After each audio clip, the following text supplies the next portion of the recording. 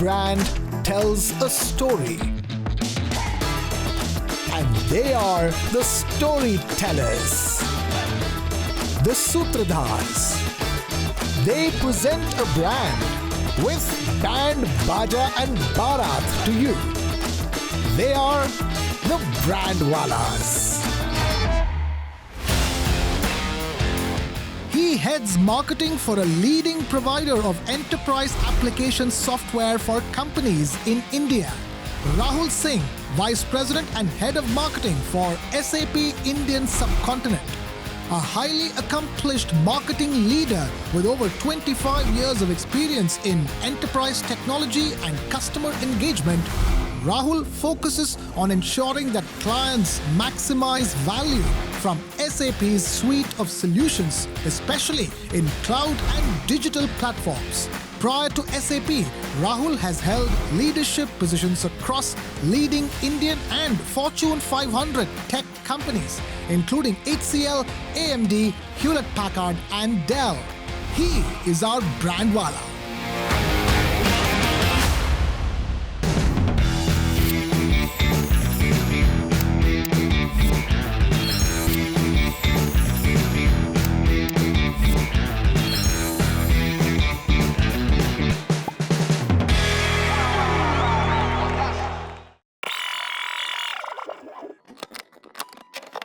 What, according to you, is overhyped in the world of advertising and marketing and hence is quite blah?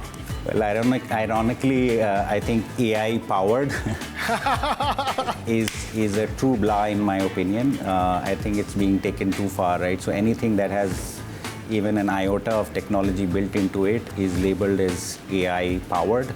I walked into an electronic showroom. There is nothing that I can find which is not AI-powered, okay? By the way, I have encountered AI-powered mattresses and AI-powered toilets, okay?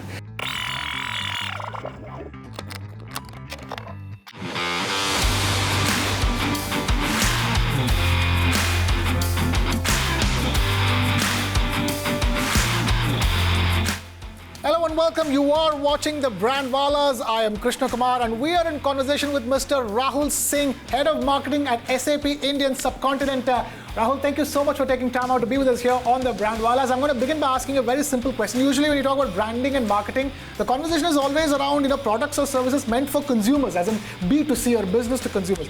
Here we are discussing marketing for somebody like yours, a brand, a big brand in the world of business to business services. Tell us, what is your marketing strategy or communication strategy?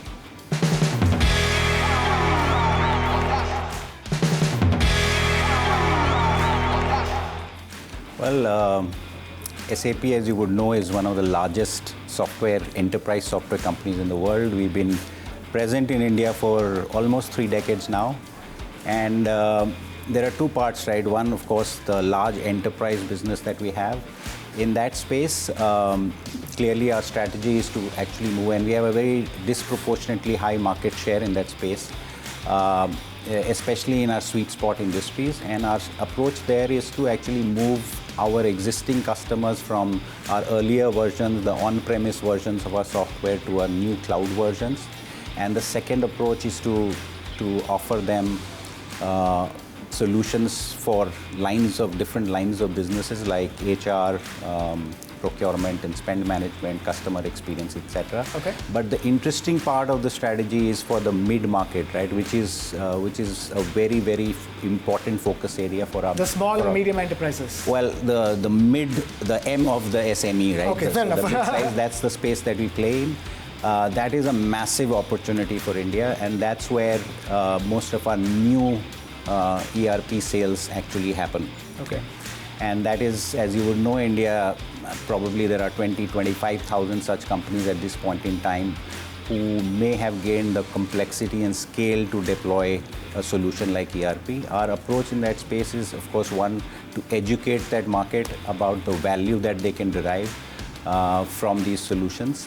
And interestingly, there was this McKinsey study which spoke about this interesting concept called the missing middle, which essentially was about how India actually lacks like the critical mass in the mid-sized businesses, and kind of advised India to kind of accelerate the pace of growth of these companies.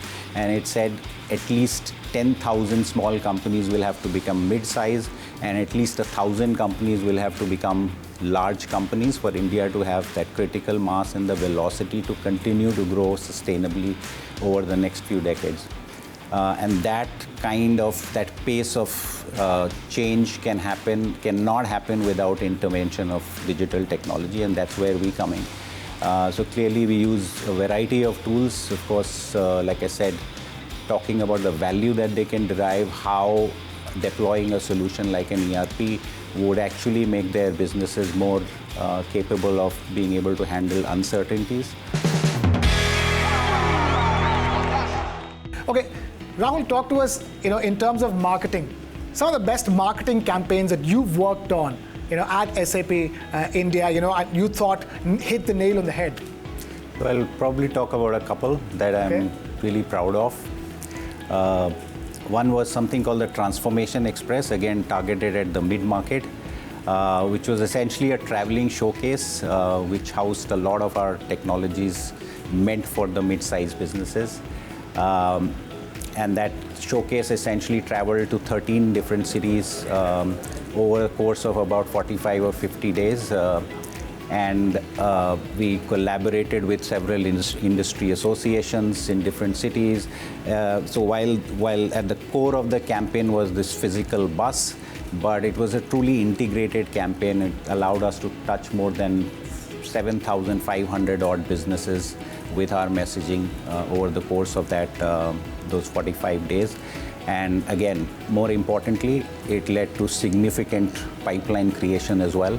I thought that was, and coming at the back of COVID, I think it received overwhelming response as well from the marketplace. So that's one that I'm really proud of.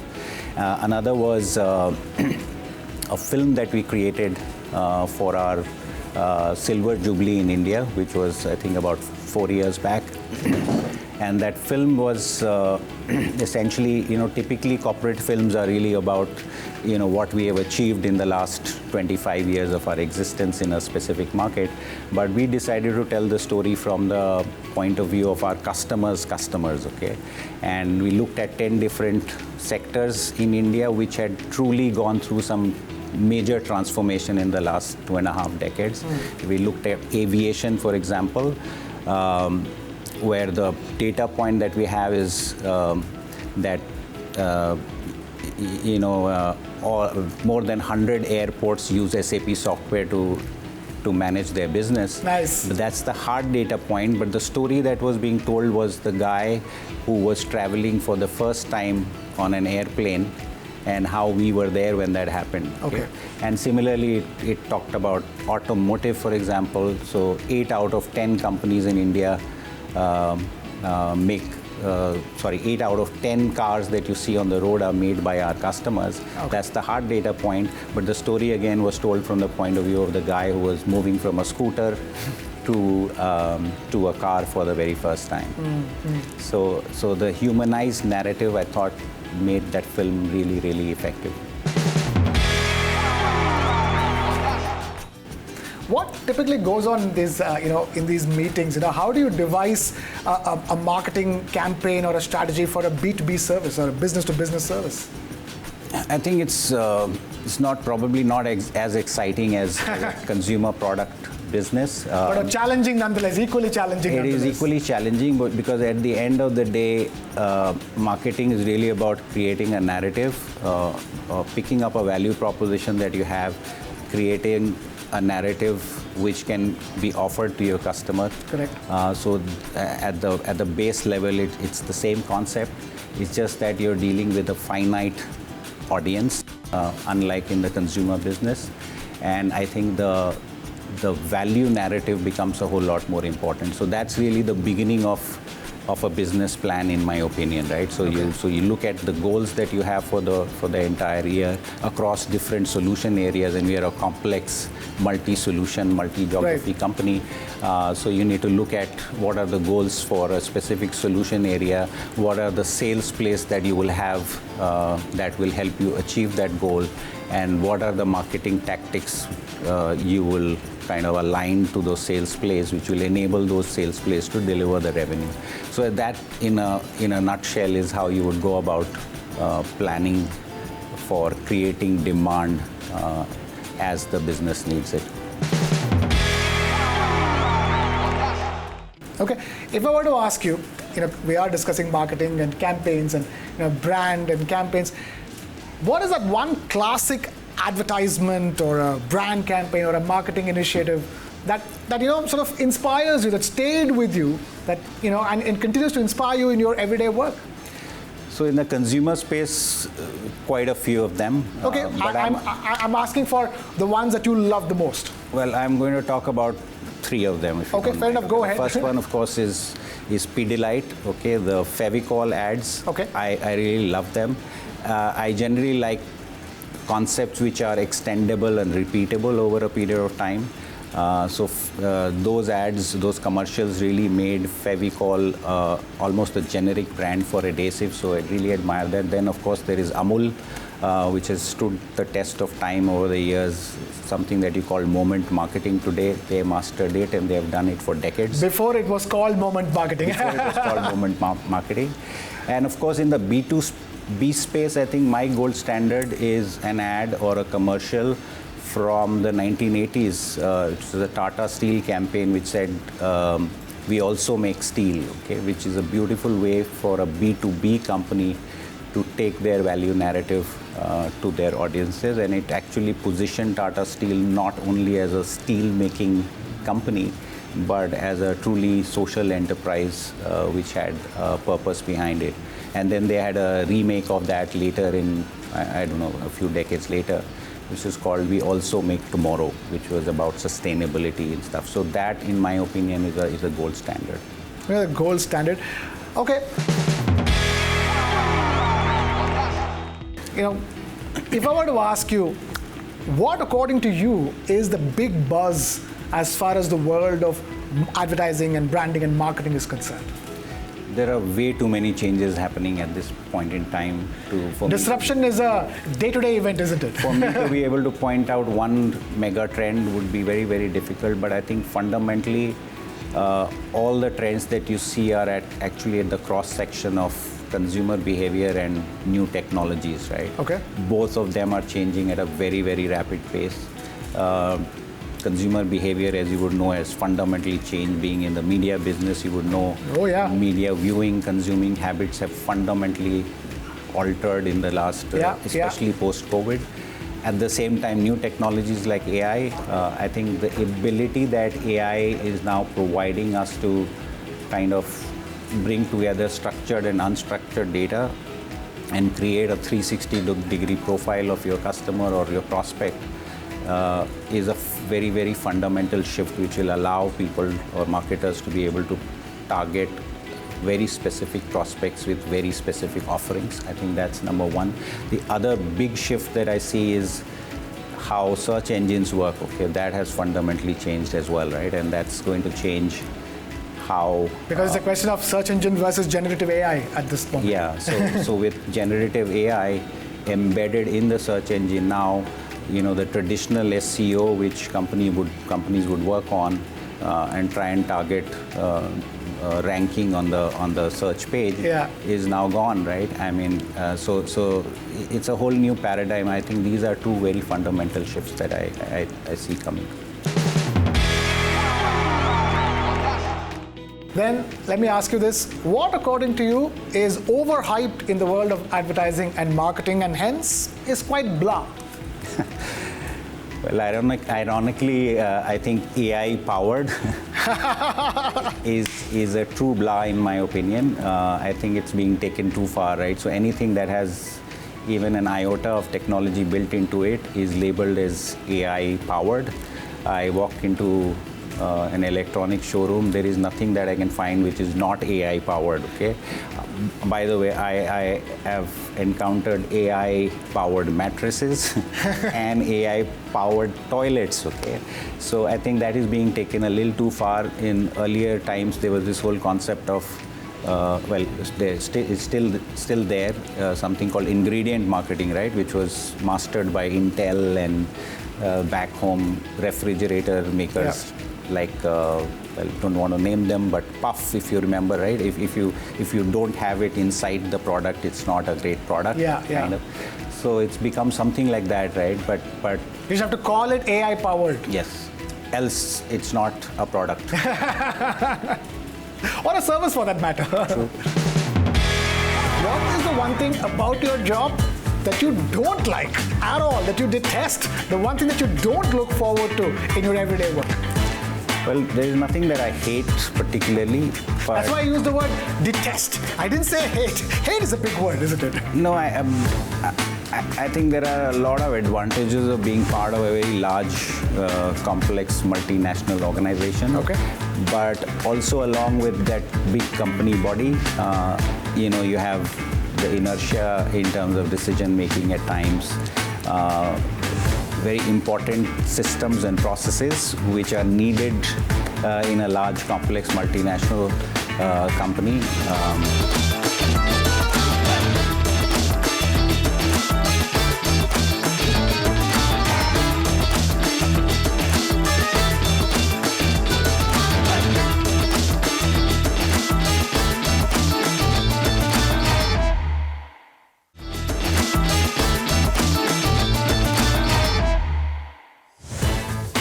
What is the one thing about your job that you love the most? The one thing that that sort of picks you up in the morning and makes you come to work every day. What is the one thing about your job that you really do it for? I've been a career marketer. Okay, I've done nothing else but marketing. Okay. So clearly, I love the job. But I think the fact that marketing is part art, part science. Okay. That I find extremely exciting. It's a different matter that the science is now kind of overpowering the art in our practice. Literally. Yep. India is projecting a more self-assured version of itself to the world than ever before. Paving the way to this bulletproof economy are our homegrown businesses. Taking our growth story beyond key business hubs of India to emerging industry clusters across Bharat.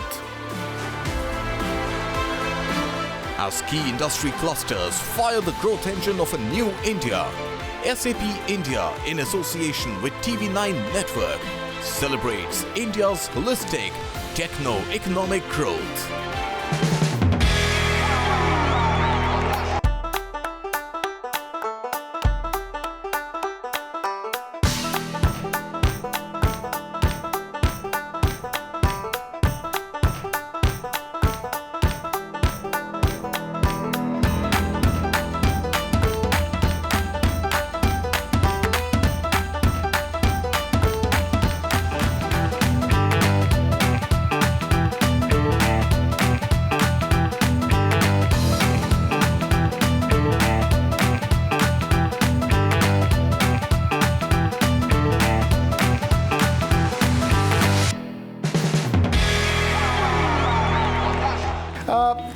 Talking about AI, tell us in your view, how is artificial intelligence reshaping the way marketing is being done or being conceived? It's changing the playing field across sectors. It's changing the playing field in our lives on a daily basis. But as far as marketing is concerned, how is it, changing the game? So, like I mentioned, the two shifts that I mentioned were actually related to AI. But I think the ability for us to be able to create a 360-degree profile in real time of a customer who walks into a retail store, okay, and being able to offer exactly what he or she wants is a mega superpower in my opinion. Okay? How according to you is AI changing marketing? I think another fundamental change that is coming through is in terms of content creation, right? AI-powered content, no cameras, no sets, no actors, no models. I think that's the future of video content, the way I see it, right? And then AI allows you to hyper-personalize content, again, pinpointed to the needs, to the specific needs of a prospect or a customer. I think those are two things that I see happening in the short term for sure. In the long term, it's very difficult to predict where this is headed. Yeah, we don't want to be fortune tellers or crystal ball gazers at this stage. Let me ask you a couple of other things I've always liked asking on the show. One is simple. What is the one thing about your job that you love the most? The one thing that that sort of picks you up in the morning and makes you come to work every day. What is the one thing about your job that you really do it for? I've been a career marketer. Okay, I've done nothing else but marketing. Okay. So clearly, I love the job. But I think the fact that marketing is part art, part science, okay, that I find extremely exciting. It's a different matter that the science is now kind of overpowering the art in our practice. Literally. Yeah. But I think that this whole idea of waking up and being able to find new creative solutions to problems is something that I find really exciting. And I think this is one function which is truly, it allows or gives you the permission to fail, essentially, and to experiment endlessly, which is what I find exciting.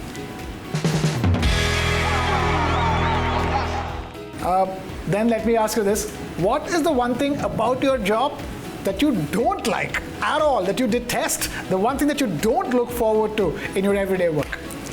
Well, there is nothing that I hate particularly. But that's why I used the word detest. I didn't say hate. Hate is a big word, isn't it? No, I think there are a lot of advantages of being part of a very large, complex, multinational organization. Okay. But also along with that big company body, you have the inertia in terms of decision making at times.